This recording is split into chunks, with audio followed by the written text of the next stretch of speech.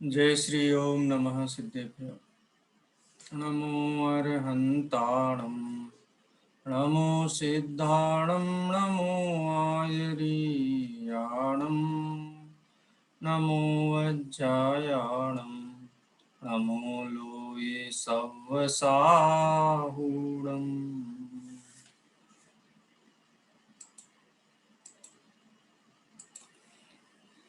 वन्दितु सव्वसिद्धे दोमचलमणोभवं गदिं पत्ते वोच्चामि समय पाहुणमिणमो सुधकेवली भणिदम्। नमः समय साराय स्वानुभूत्या चकाशते चित्स्वभावाय भावाय सर्वभावान्तरक्षिते। समय सार परमागम के ऊपर अपनी चर्चा चल रही है। 94-95 नंबर की गाथा पे, जिसमें अज्ञानी जीव स्वयं को पर रूप करता हुआ और पर को आप रूप करता हुआ, माने जीव और अजीव में भेद विज्ञान न रखता हुआ परस्पर तादात्म्य का अनुभव करता हुआ, क्रोधादि मैं हूँ ऐसा मानता हुआ इन भावों का कर्ता होता है। इसी प्रकार मतलब क्रोधादि मैं हूँ ऐसा मानता हुआ जो 3 प्रकार से परिणमित उपयोग है उसका कर्ता होता है। उसी प्रकार से मैं धर्मादि हूँ ऐसा मानता हुआ यह जीव उनके बीच में तादात्म्य अनुभव करता हुआ ऐसे आत्म रूप करता हुआ जो 3 प्रकार से परिणत उपयोग है उसका कर्ता होता है। ये चर्चा अपनी ये 2 गाथाओं के माध्यम से अपनी चल रही थी। इसी गाथा को आगे बढ़ाते हैं। अब इसमें एक सबसे महत्वपूर्ण बिंदु है, वो ये है कि स्व और पर को के भेद को नहीं जानता है। माने पर को आप रूप करता है और आपको पर रूप करता है। और ये करना क्या है? करना माने द्रव्य में तो ऐसा होता नहीं है, द्रव्य गुण पर्याय में मिला नहीं सकता है, लेकिन अपने श्रद्धा ज्ञान चारित्र में ये भूल करता हुआ, इसी का नाम है पर को आप रूप करता हुआ और आपको पर रूप करता हुआ, माने मानता हुआ। ये जो मान्यता है, इस मान्यता को अज्ञान कहते हैं। और ये अज्ञान मान्यता ही एकमात्र कर्ता, पर द्रव्य के कर्ता भोक्ता पने का आधार है। क्रोधादि के कर्ता भोक्ता पने का या धर्मादि द्रव्यों के कर्ता भोक्ता पने का आधार है। यानी अज्ञान के कारण ही ऐसा मानता है, वस्तुतः ऐसा होता नहीं है। 121 नंबर पेज पे हमने छोड़ा था। ये लास्ट वाला पैराग्राफ हालांकि पढ़ लिया था, इसको फिर से एक बार पढ़ेंगे, फिर अपन आगे पढ़ेंगे। कौन रीड करेगा?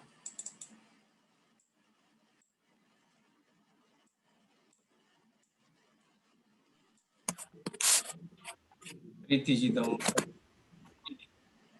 जी सर।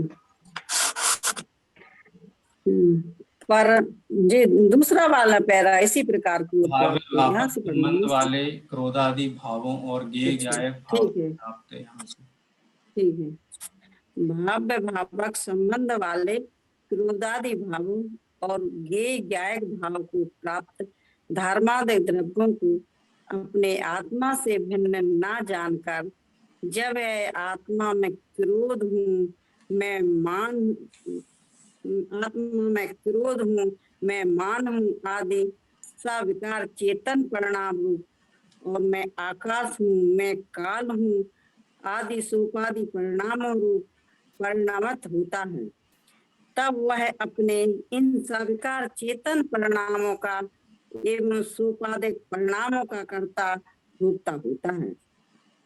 क्योंकि उक्त सभी सविकार चेतन परिणाम और सोपादिक परिणामों का एक नाम अज्ञान है।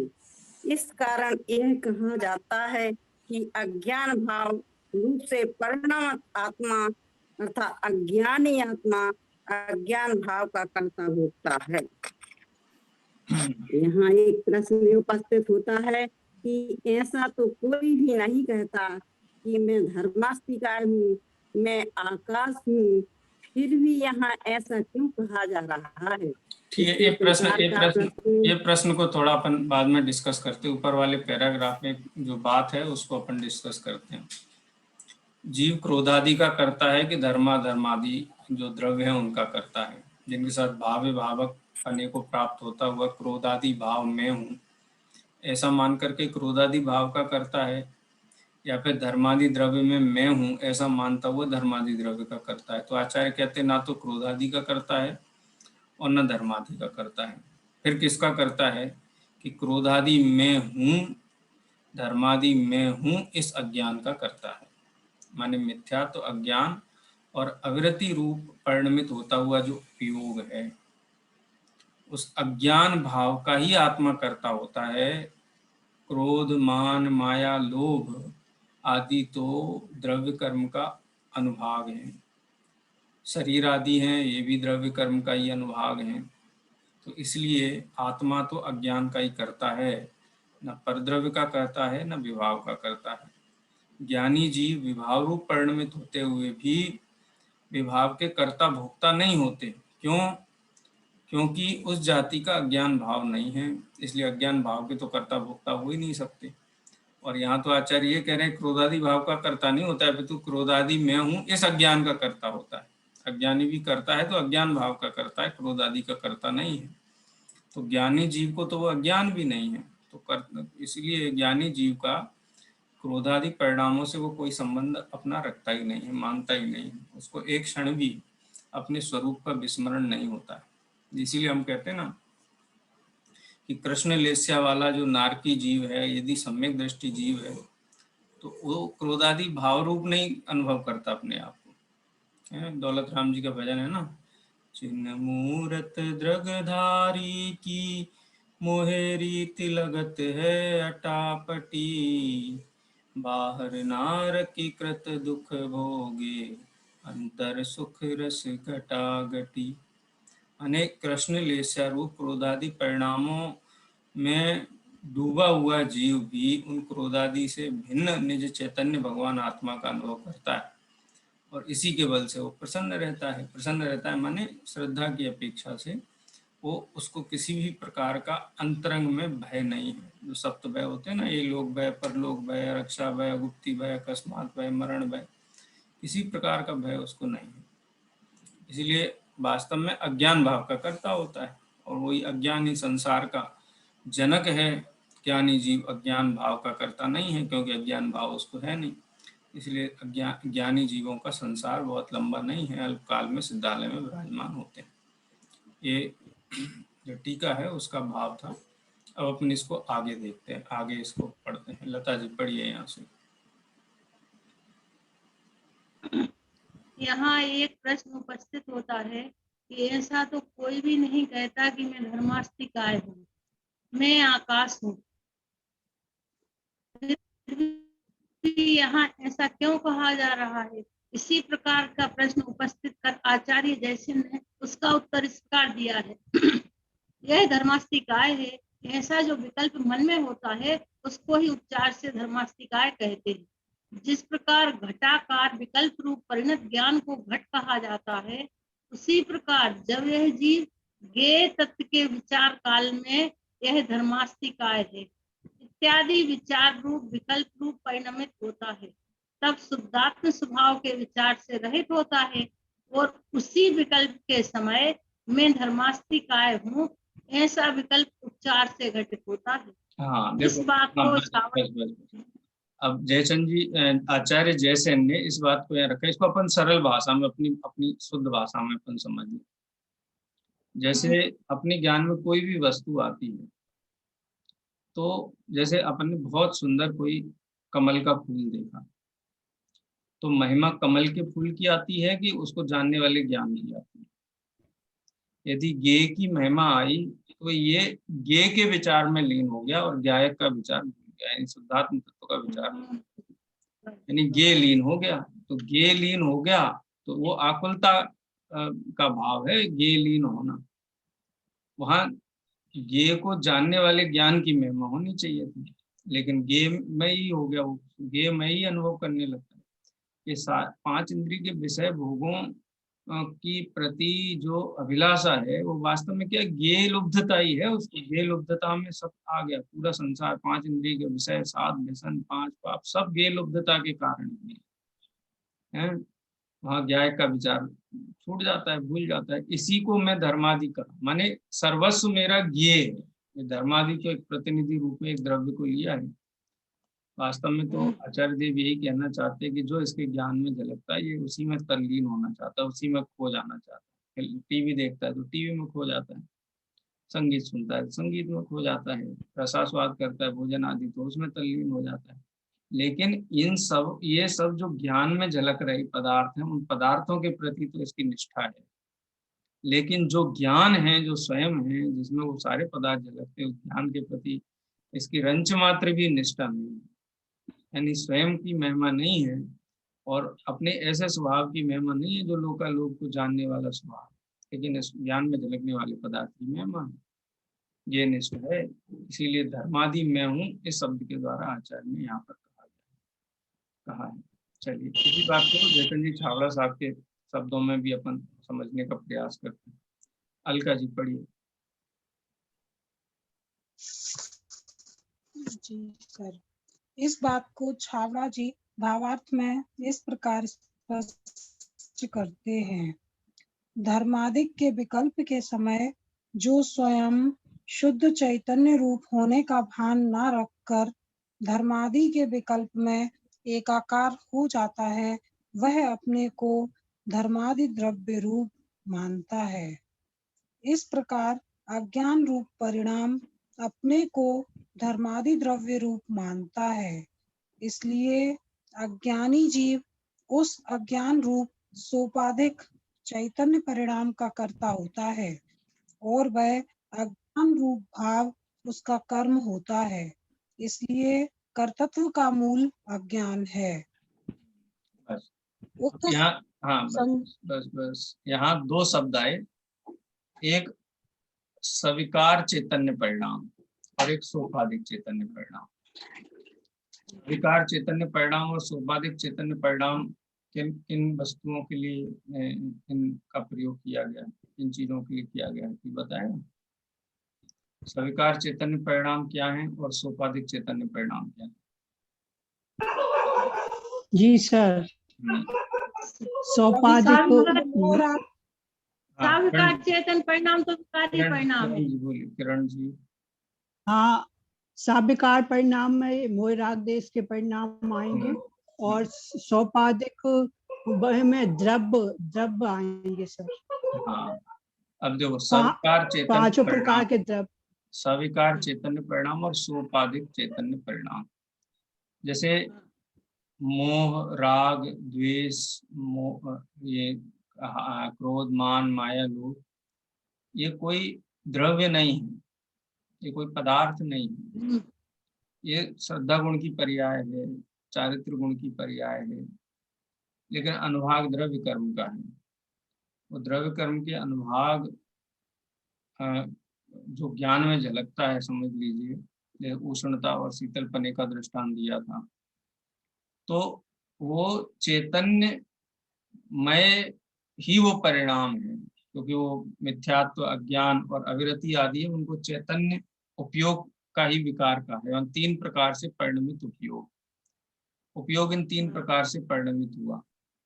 लेकिन जो धर्म अधर्म आदि जो द्रव्य हैं, वो द्रव्य कोई इस प्रकार से नहीं है, क्रोध आदि जैसे द्रव्य नहीं है, वो तो स्वतंत्र सत्तावान वस्तुएं हैं।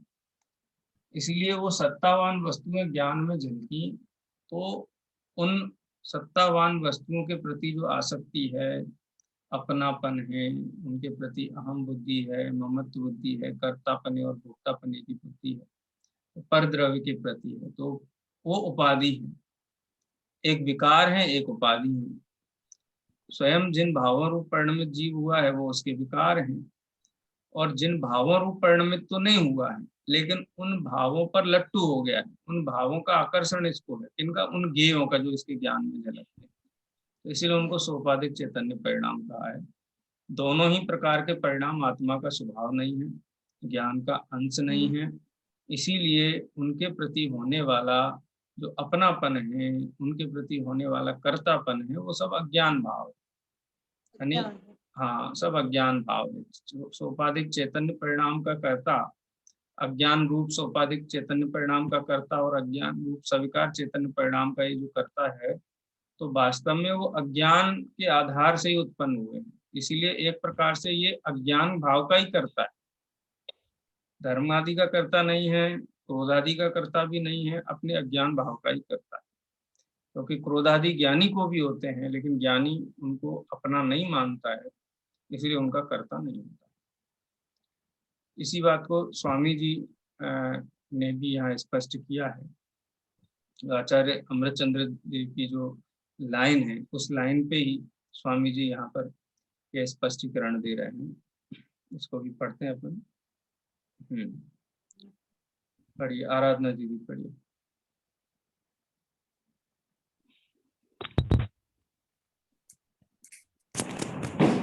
उक्त संदर्भ में स्वामी जी का स्पष्टीकरण इस प्रकार है।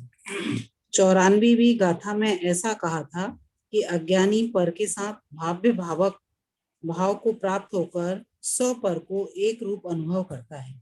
इस गाथा में यह कहते हैं कि अज्ञानी ज्ञेय ज्ञायक भाव को प्राप्त होकर स्व पर को एक रूप अनुभव करने से मैं धर्म हूँ ऐसा अनुभव करता है। आत्मा ज्ञायक है एवं रागादि व धर्मादि छहों पर द्रव्य ज्ञेय हैं। उन ज्ञेय तथा ज्ञायक दोनों का अधिकरण एक है। इस प्रकार का अनुभव अज्ञानी करता है। अतः अज्ञानी 3 प्रकार के सविकार चैतन्य परिणाम का कर्ता होता है। अज्ञानी अपने शुद्ध चैतन्य में ज्ञायक स्वरूप का विचार छोड़कर धर्मास्तिकाय आदि 6 प्रकार के द्रव्यों के विचार में विकल्पों में तल्लीन हो जाता है। धर्मास्तिकाय को अपना मानता है। धर्मास्तिकाय जीव व पुद्गलों की गति में निमित्त होने वाला एक पदार्थ है। उसका विचार करने पर जो विकल्प आता है, अज्ञानी उनमें तन्मय हो जाता है।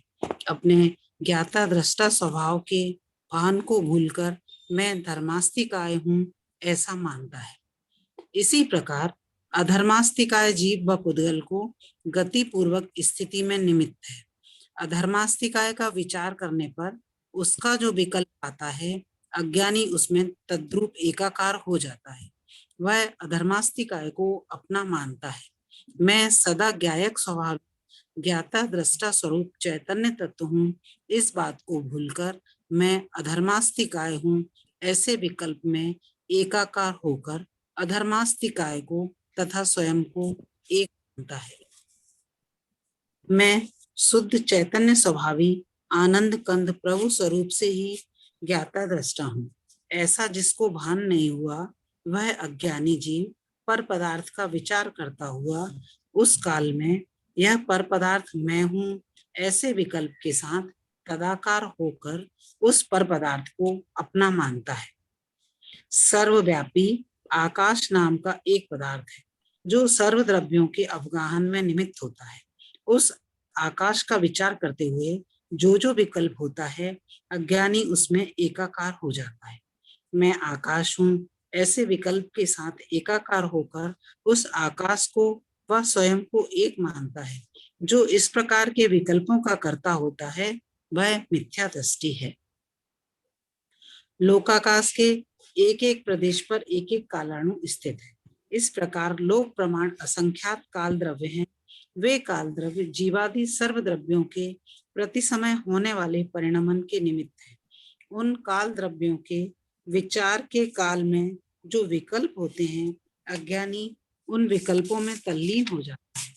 इसमें मैं काल द्रव्य हूँ ऐसे विकल्पों में लीन होकर काल द्रव्य को तथा स्वयं को एक मानता है और इन विकल्पों का वह कर्ता हो जाता है। इसी प्रकार शरीर, मन, वाणी, इंद्रिय, धन, संपत्ति इत्यादि पुद्गल संबंधी विचार में हुए विकल्प के साथ एकाकार होकर ये पुद्गल मैं ही हूँ ऐसे अज्ञान भाव से पर में एकत्व मानता है। अतः वह भी मिथ्या दृष्टि है तथा निज आत्मा के सिवाय अन्य जीवों में भी अज्ञानी एकत्व की भावना करता है।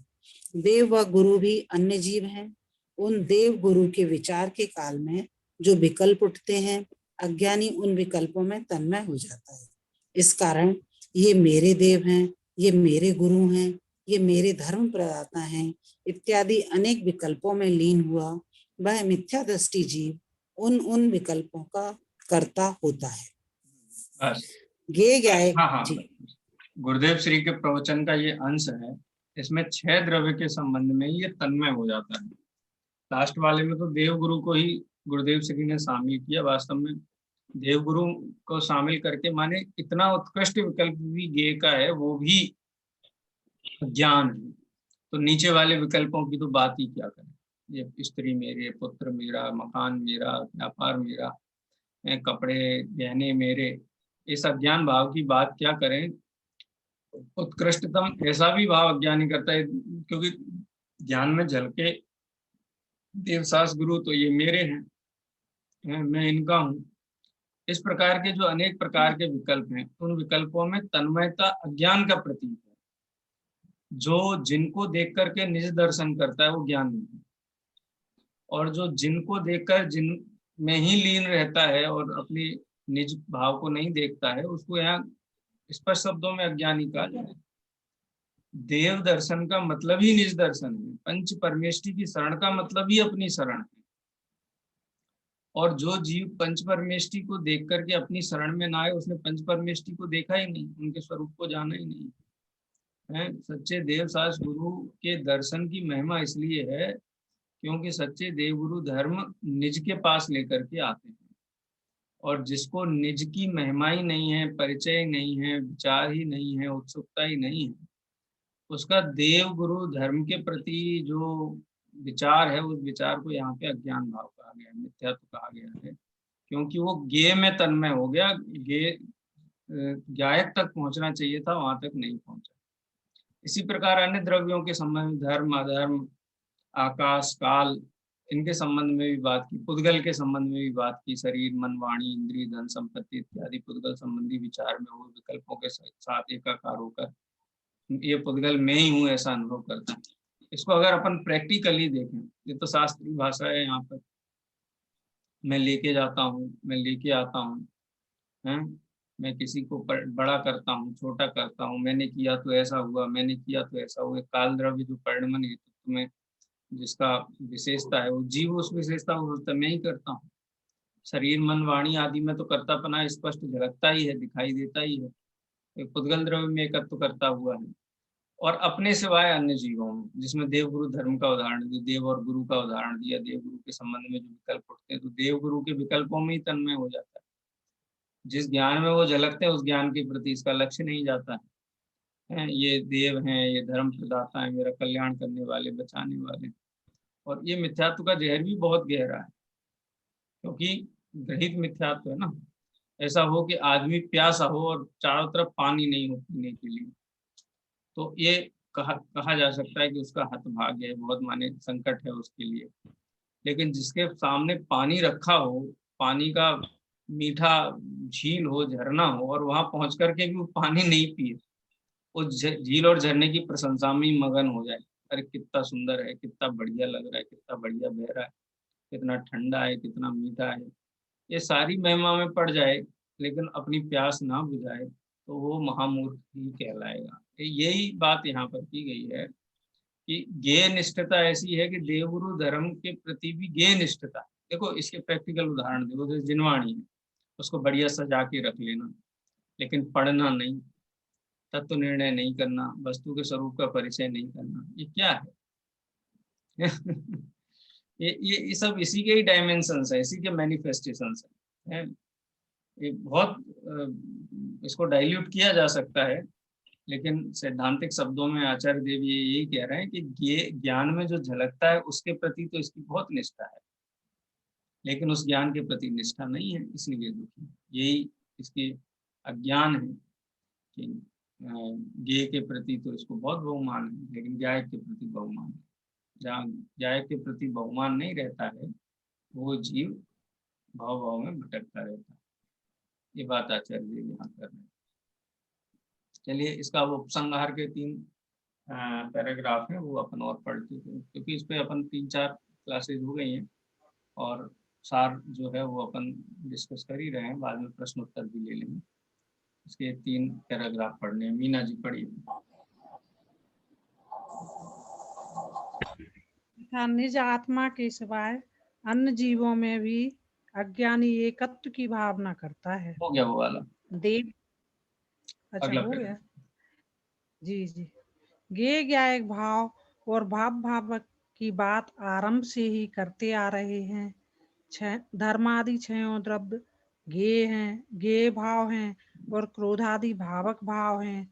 यद्यपि धर्मादि ज्ञेय भावों एवं क्रोधादि ज्ञायक भावों से भावक निज भगवान आत्मा हाँ क्रोधादि भावक भावों से निज भगवान आत्मा भिन्न है, तथापि निज आत्मा और इन भावों के बीच भेद ज्ञान न होने से यह आत्मा मैं धर्मादि द्रव्य रूप हूँ और मैं क्रोधादि भाव रूप हूँ, इस प्रकार के विकल्पों रूप परिणमित होता हुआ आत्मा इसी प्रकार के श्रद्धान रूप परिणमित होता है।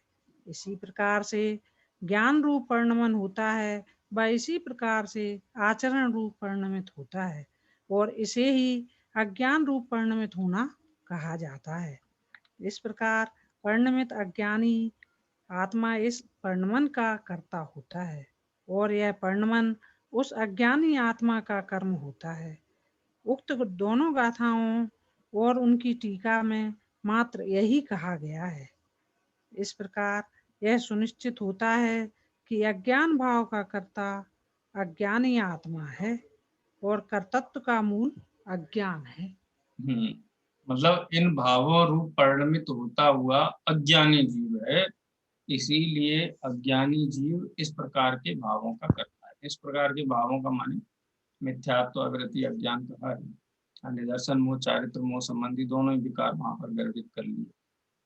और रागादि रूप परिणमित होता, मतलब जिसको रागादि का अंश है, क्रोधादि का अंश है, ऐसा ज्ञानी जीव ज्ञायक भाव रूप परिणमित होता है, माने उसकी दृष्टि ज्ञायक पे है, वो अपने आप को ज्ञायक मानता है, इसीलिए वो इनका अकर्ता होता है। ये बहुत मतलब ज्ञानी वाला पक्ष नहीं रखा गया है यहाँ पे, लेकिन हम अस्थि से यदि बात करें तो ज्ञानी का पक्ष भी हम इसमें से निकाल सकते हैं।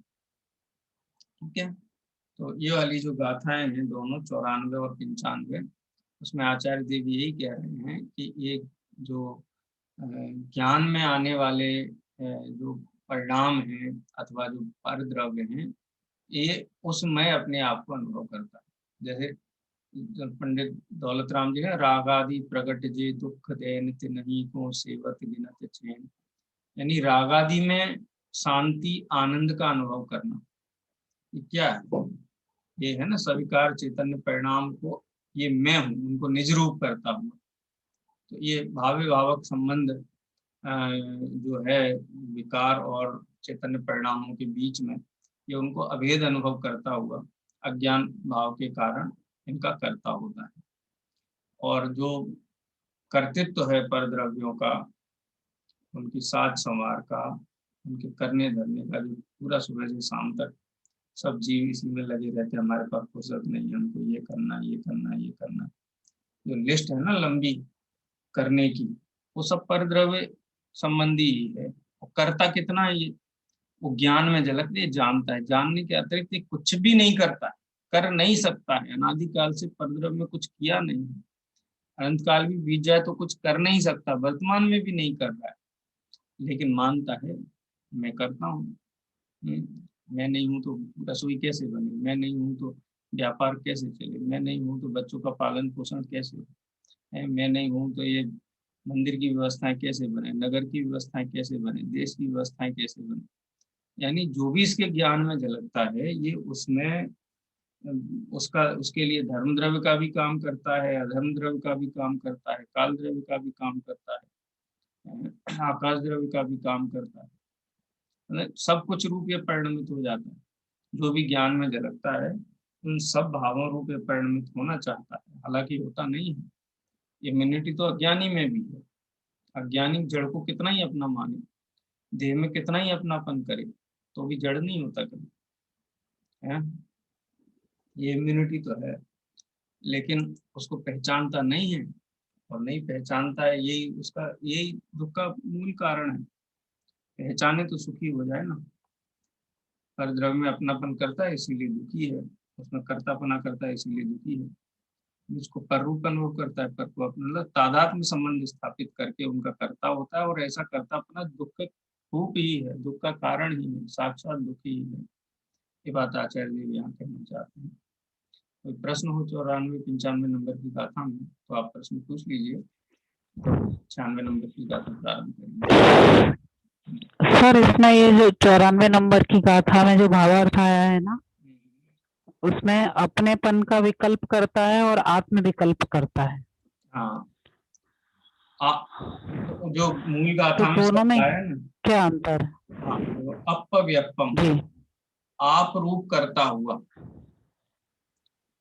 तिविहो एसु योगो अपव्यपम करेदि, मैं आत्म विकल्प करता हूँ, आत्म रूप करता हुआ। आत्म विकल्प का मतलब आत्म रूप करता हुआ।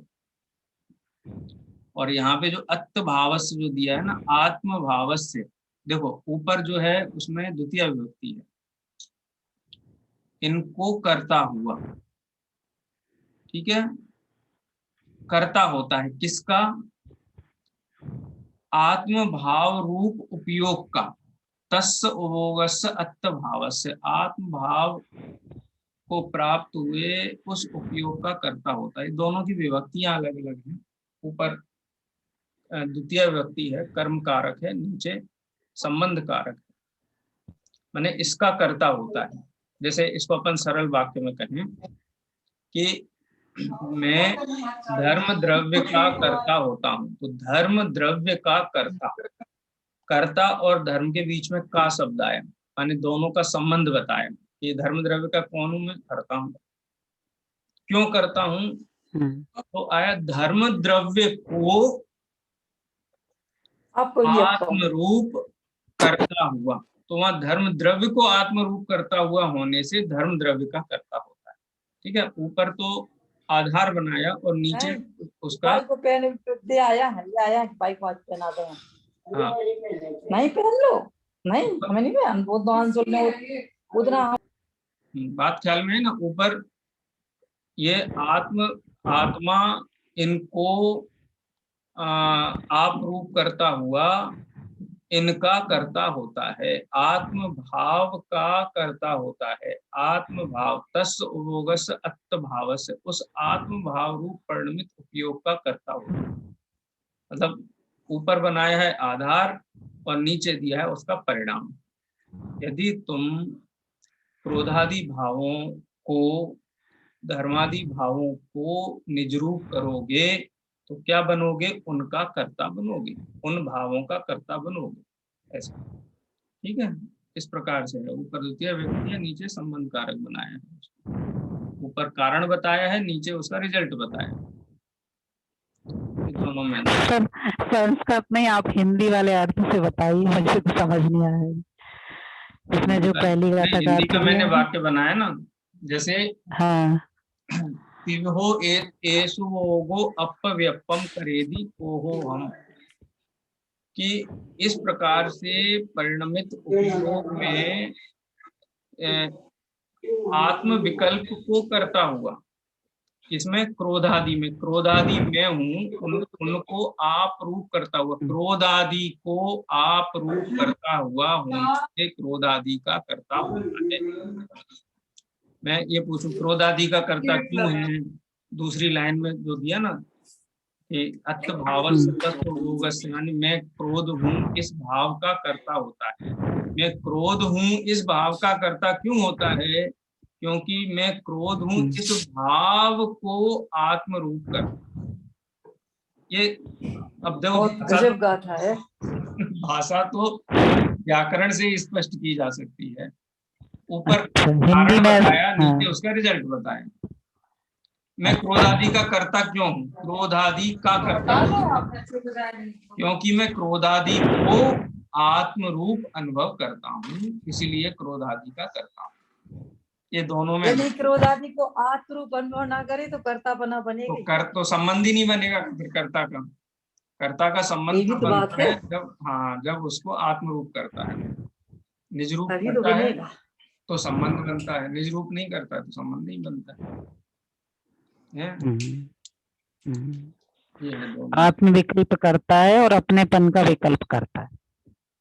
ऊपर वाला जो है ना, बोलिए। आप हाँ। रूप करता हुआ या अपनेपन का विकल्प करता है, एक ही बात है। इससे क्या होता है, उससे उस आत्म भाव का कर्ता होता है। आत्म भाव किया ना, आत्म भाव है तो नहीं, क्रोध में और जीव में, धर्म में और जीव में अपव्यपम, आत्म अत्म भाव तो नहीं है, आत्म भाव तो नहीं है, लेकिन वो आत्म भाव का कर्ता कब होता है कि वो आत्म भाव रूप अनुभव करता है, अपने आप को मानता है, विकल्प करता है।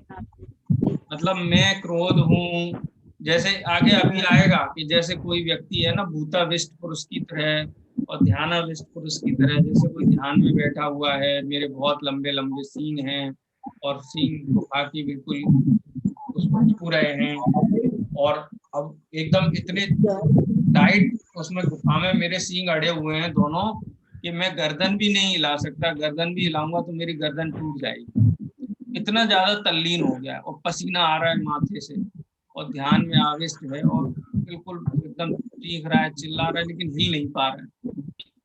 इतने लंबे लंबे सींग है उसके। नहीं है, मान्यता जैसे कुछ नहीं, उसने जैसे रात को, जैसे होता है ना, रात को सपने में कोई बहुत दुस्वप्न आया, बहुत खतरनाक, समझ लो कि हम जा रहे थे आराम से, पीछे से ट्रेन आ गई और ट्रेन बिल्कुल टक्कर मार दी, बिल्कुल सपने में पसीना आ जाता कि नहीं माथे पे, एकदम से हड़बड़ा के एकदम से उठ जाते। क्यों आ जाता? क्योंकि ऐसा आत्म विकल्प करने पर इस प्रकार की आकुलता उत्पन्न होती है। ऐसे ये जीव, और वास्तव में ट्रेन एक में एक मान लेते हैं। हाँ, अब वहाँ ट्रेन ने तो टक्कर नहीं मारी है, कुछ भी नहीं हुआ है, वो तो कल्पना मात्र है, इसकी स्वयं की ज्ञान की पर्याय है, लेकिन उसको बिल्कुल यथार्थ मानता हुए दुखी हो जाता है। यही बात आचार्य देव यहाँ पे कह रहे हैं कि दो द्रव्यों के बीच में कोई संबंध नहीं है, लेकिन ये मान के बैठा हो, ये मकान मेरा है, इस मकान में से कोई मुझे निकाल नहीं सकता, ये मकान मेरा है, मैंने मेहनत से बनाया है, इसमें एक कारण अणु परमाणु तो मेरा कब्जा है। माने तो मानता रहे, लेकिन होता है क्या इससे? तो ये बहुत बड़ा इसकी कल्पना का संसार बना रखा है, निज को पर रूप, मतलब पर द्रव्य को निज रूप और निज को पर रूप, ऐसा श्रद्धा का जो इसका संसार है ना, बहुत बड़ा इसका कल्पना का संसार। अब देखो आपके चारों तरफ कल्पना का ही तो संसार है, ये मेरा कमरा है, ये मेरा गहने हैं, ये मेरे कपड़े हैं, ये मेरे भाई हैं, बहन हैं, ये बच्चे हैं, ये माता पिता हैं, ये सब क्या है? कितने हैं इनमें से अपने? कोई नहीं। तो इनमें आत्म विकल्प करता है, और आत्म विकल्प करता है इसीलिए इनका कर्ता होता है। इनमें आत्म विकल्प ना करे और कर्ता होता है तो कर्तव्य भाव बोध होने लगता है, कर्तव्य बोध होने लगता है तो सवेरे शाम तक लगा रहता है उसी में। मुनि भगवंत है, वो आत्म विकल्प नहीं है, उनको आत्म विकल्प नहीं है, छोड़ के चले गए, कोई कर्तव्य नहीं। भाई जिसको आप जिसका तादात्म्य स्थापित करोगे उसकी चाकरी करनी पड़ेगी, सीधा सीधा हिसाब। जिसके साथ आत्म विकल्प करेंगे, जिसमें अपनापन करेंगे, उसकी चाकरी करनी पड़ेगी, सीधा सिद्धांत। तो वही है, कल्पना का इतना बड़ा संसार है, इसीलिए उस कल्पना का ही करता है, वास्तव में संसार का कर्ता तो है नहीं, लेकिन इसका जो आत्म विकल्प जो है ना, उस आत्म विकल्प का ही करता है। आत्म विकल्प क्या है कि मैं क्रोध हूँ, मैं धर्म हूँ, ये इसका आत्म विकल्प। आत्म विकल्प माने बिल्कुल अपना ही है। जैसे अपन वो पढ़ रहे थे ना, जो असद्भुत व्यवहार नहीं की बात याद आ गई, समय हो गया है, पुरुषा सिद्धि उपाय ग्रंथ में चोरी भी हिंसा है, क्योंकि इसको लगता है कि मेरा ही अंग है, तो उसको पीड़ा भी बिल्कुल वैसी ही होती है। वो वाली बात है। श्रद्धा निकल करेंगे, अभी समय हो गया है, चिन्वाड़ी स्थिति करते हैं। निज निधि निज में बताई है अनंत उपकार के लिखे वाणी वाणी वंदना